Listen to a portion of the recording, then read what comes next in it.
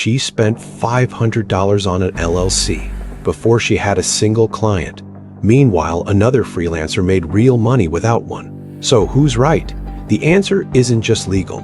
It's income, risk, and timing. And most freelancers get it wrong from day one.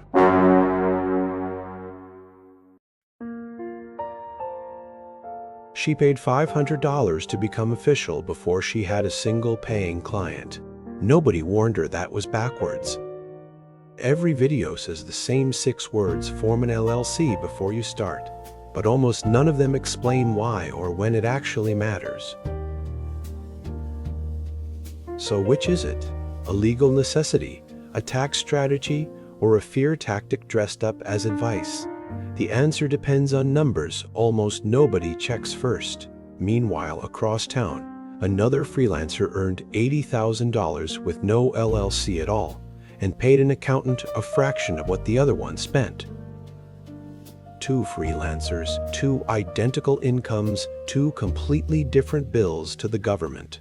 The difference was never the business. It was a form nobody explained. It's 11 at night. She just landed her first client and typed one search: "Do I need an LLC to freelance?" 40 tabs later, she's more confused, not less. But waiting isn't automatically safe either.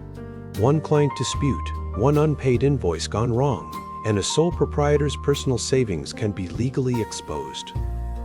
Somewhere between overpaying too early and staying exposed too long is a specific number most freelancers never calculate before making the decision. It was never about legality. It was about income level, risk exposure, and timing. 3 variables. Almost every viral answer online ignores all 3. This isn't a video telling you what to do. It's the math nobody shows you first. Let's start with what an LLC actually changes.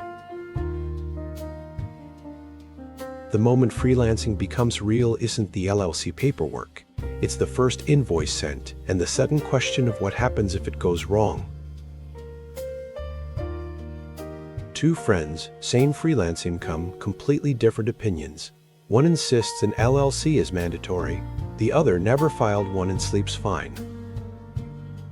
Some freelancers build spreadsheets just to decide whether to file. Rows of numbers, tax brackets, state fees, none of it labeled the way they need.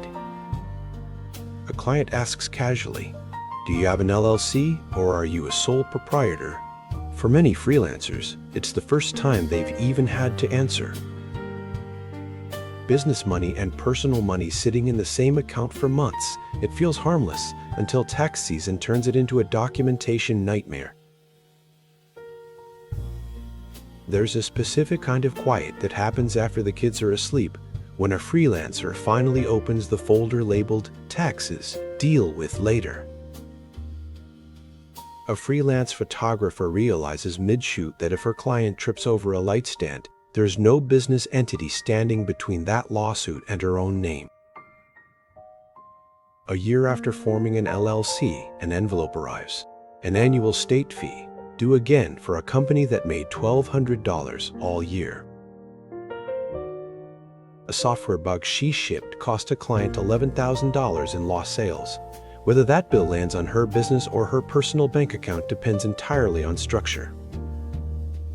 One forum says, "Form it immediately." Another says, "Wait until 6 figures." A third says, "It depends on your state." All 3 can't be fully right. Eventually, most freelancers land in the same place, a waiting room, hoping one professional conversation will finally settle what months of searching couldn't. She didn't ask if she needed an LLC. She asked one better question: at what income does the LLC actually start saving me money? Here's what almost no one explains first. The moment you get paid for freelance work, you're already a business. A sole proprietorship by default, no paperwork required. Without an LLC, business income simply flows onto a personal tax return through a single extra form. No separate company tax filing exists yet at all.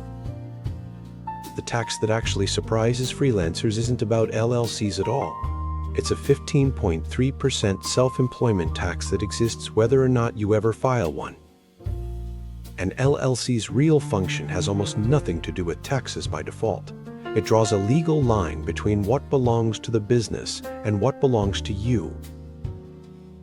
A contractor's tool slips and damages a client's floor. With an LLC properly maintained, that claim generally stops at the business. Without one, it can reach personal savings. The tax savings people actually mean when they say LLC usually come from a separate choice entirely, electing S-corporation tax treatment, which has its own income threshold. Electing S-corp status means running actual payroll, even for a business of one. That means new software, new filings, and new costs that only make sense above a certain income. For most freelancers, S-corp savings don't outweigh the added costs until net income crosses roughly $40,000 to $60,000 a year, not day one of freelancing. But that income number is about taxes, not risk. A freelancer earning $10,000 can still face a lawsuit big enough to threaten everything they own. For many freelancers, professional liability insurance costs less per year than an LLC's state fees and covers the exact risk people form LLCs to avoid. That legal wall breaks the moment personal and business money mix, or when a freelancer personally guarantees a contract. The protection isn't automatic. It has to be maintained. Using the business debit card for personal groceries. Skipping a written contract. Never renewing the state filing. Small habits that quietly dissolve the exact protection people paid for. California charges an annual $800 LLC fee regardless of income. Wyoming charges $60. The break-even math genuinely depends on where a freelancer lives. Getting a free tax ID number from the IRS takes 10 minutes and doesn't require an LLC at all. It's one of the easiest, most misunderstood steps in this entire process. Most banks will open a separate business checking account for a sole proprietor using just that free tax ID. The Cummingling problem from earlier had a simple fix all along. Sole proprietorship by default. Self-employment tax regardless of structure. An LLC for legal separation. An S-corp election for tax timing. 4 separate decisions, not one single switch. The most common fix people try first, forming an LLC the night before their very first freelance gig, before a single dollar has actually been earned. 1 year later, that same laptop sits in the same spot. The freelance idea never fully launched. The state renewal fee, however, arrived exactly on schedule. The same 3-step LLC checklist gets recommended to a graphic designer earning $2,000 a year and a consultant earning $200,000. Their situations share nothing in common. She formed an LLC and felt fully protected, so she skipped the liability insurance entirely. She didn't realize the wall only holds if the business itself has assets to lose. He elected S-corp status, earning $30,000 a year. The payroll software, accountant fees, and filing costs quietly erased almost the entire tax benefit he was chasing. A screenshot of someone else's tax situation gets treated like universal law. State, income, and business type never make it into the post, but the advice still gets followed exactly.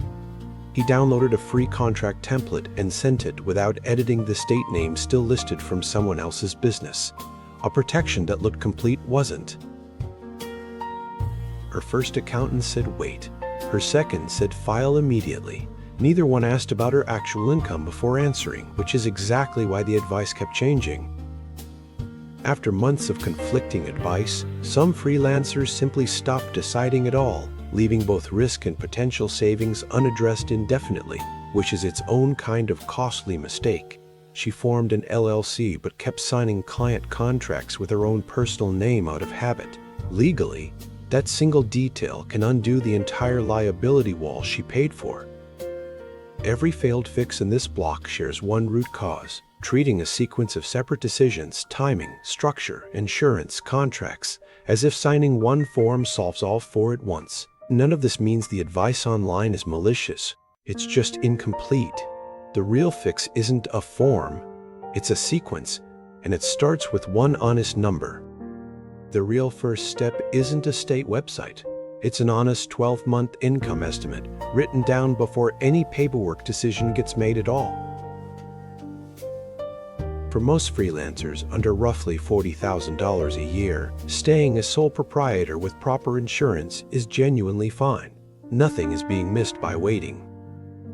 Professional liability insurance can often be active within days, costs far less than expected, and covers the exact risk most freelancers are actually worried about. That messy shared bank account from earlier finally gets split, using only a free tax ID number. Business and personal money separate without a single LLC filing. Smart freelancers don't decide once and forget it. They check their running income against the break-even threshold every few months, adjusting the plan as reality changes. The moment her income finally crosses the calculated threshold isn't dramatic. It's a quiet realization while reviewing a spreadsheet she's kept updated for months.